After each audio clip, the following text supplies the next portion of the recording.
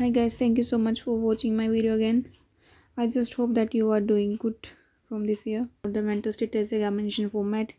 So speech हमने पढ़ लिया था, इससे पहले हमने पढ़ा था जनरल अपीयरेंस एंड बिहेवियर। तो आज जो हमारा टॉपिक है वो है mood and affect. Mood and affect का डाटा कैसे कलेक्ट करना है हमने पेशेंट से। तो पहले दे रखा है सब्जेक्टिव डाटा और दूसरा है ऑब्जेक्टिव डाटा। जैसे कि हम नर्सिंग केयर प्लान में बनाते हैं कि सब्जेक्टिव डाटा के अंदर हम पेशेंट के द्वारा जो भी उसका मूड और उसका अफेक्ट होगा उसके बारे में लिखेंगे। ऑब्जेक्टिव में हमने जो ऑब्जर्व करा उसके बारे में हम लिखेंगे। मूड का मतलब जैसे पेशेंट का व्यवहार अभी चल रहा है, कैसा उसका मूड है। अफेक्ट से हमारा मतलब होता है क्या उसने एक्सप्रेशन को शो करा, ठीक है, क्या एक्सप्रेशन रहे। तो यहाँ पे पेशेंट का डाटा, यहाँ पे हमने जो ऑब्जर्व करा वो हम लिखेंगे।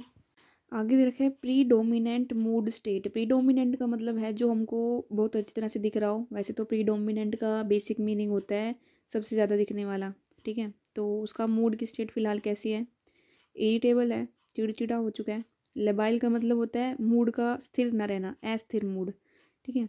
आगे है ब्लंटेड। ब्लंट का मतलब होता है कुछ भी एक्सप्रेशन को शो नहीं कर रहा। फिर है एग्जियस। एग्जियस का मतलब इमेजिनरी सिचुएशन से डरा हुआ है।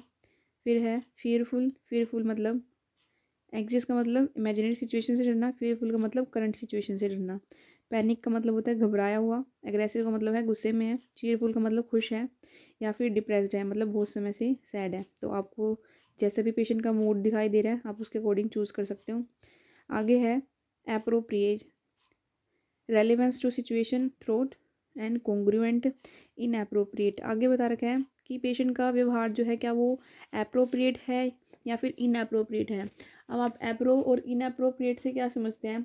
एप्रोप्रिएट का मतलब है कि सिचुएशन के रिगार्डिंग जो है बिल्कुल रेलेवेंस है, कि जिस सिचुएशन में उसका मूड जैसा होना चाहिए बिल्कुल वैसा ही है, ठीक है। और कॉन्ग्रुएंट का मतलब होता है सेम सा रहना, ठीक है, सेम व्यवहार मेंटेन रखना। इसकी प्रॉपर हिंदी होती है सुसंगठित, ठीक है। और इनएप्रोप्रिएट का मतलब जिस सिचुएशन, जो भी सिचुएशन है उसके अकॉर्डिंग उसका मूड जो है ठीक नहीं है, ठीक है।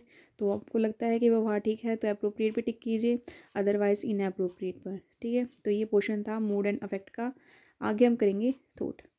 अभी के लिए बाय बाय।